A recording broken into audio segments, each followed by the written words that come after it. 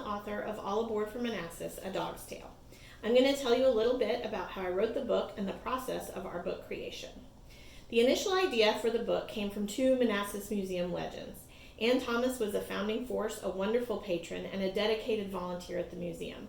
And Jane Riley was the longtime manager, creative force, and heart of Echoes the Museum Store.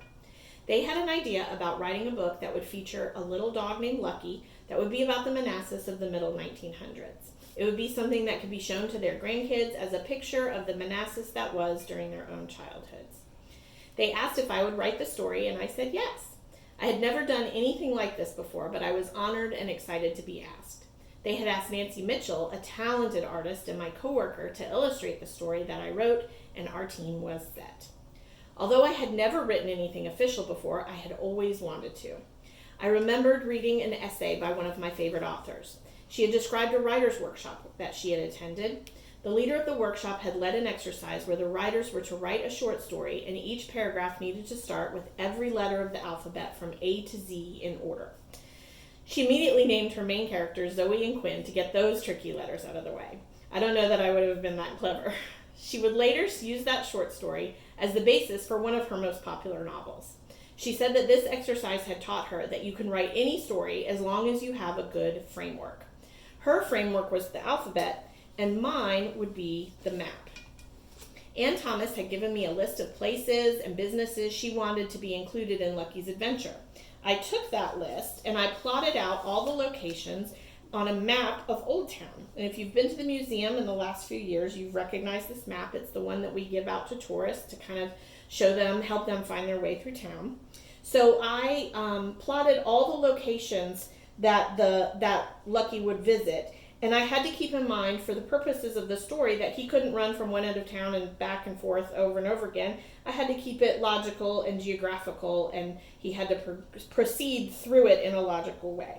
So one of the other things I had to consider is what would make a dog go wandering around town. In Lucky's case, it was his excellent sense of smell. He would follow his nose from one place to the other, having all kinds of fun adventures on the way. I was able to write the story from there. You might think that my part was finished once the story was written. In fact, the fun part was just about to start. I handed the story off to Nancy, who produced the most amazing illustrations. She included so many details that I couldn't include in the story. One of my favorites is that Lucky and Tommy ride the iconic Southern Railroad with its legendary green and white engine into town. She studied old pictures to accurately depict the buildings, not just the ones that Lucky visits, but the ones that he passes on the way into town. So on this page, you can see the candy factory, you can see the water tower, you can see the old gas station on the corner there, and this is what they would have looked like in the middle of the 1900s. She included native trees and butterflies and birds, and on just this one page, she managed to include a longtime famous piano teacher here in Manassas. She included her house with the music coming out the window.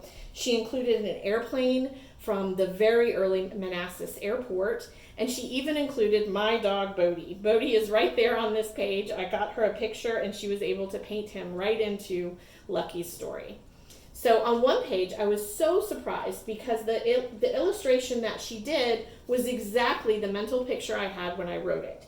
I had these little girls coming out of the movie theater, they're dropping popcorn, and Lucky is scrambling behind them, picking it up. And it was just the perfect image of what I had pictured. So Nancy had started with drawings. She copied them and made them into these book dummies. We spent several days together laying out the pages, which was a really pretty fun exercise.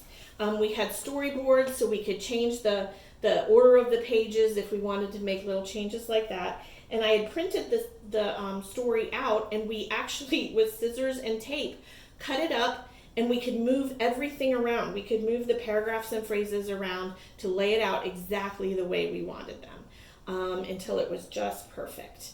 One of the things that Nancy was very good about in doing the illustrations is that she used the illustrations to move the story, to move your eye through the story and progress through.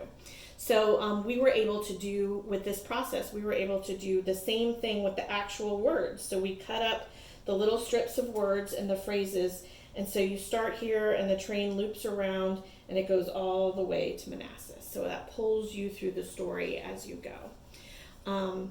Towards the end of the whole process, we decided to add more. So we added a section at the back of the book called Manassas Then and Now. Our friend Lisa Sievel-Otten helped us so much by finding old pictures of the places that Lucky visits, and she paired them with current photos. So if you go to the back of the Lucky book, you can see there's a little bit of information about all these buildings. There's a modern picture, and there's an old picture of what Lucky would have seen when he was there. And you can follow this right through town and experience Lucky's adventure for yourself. Once it was all done and laid out, we scanned the final pages and brought them to the graphics designer.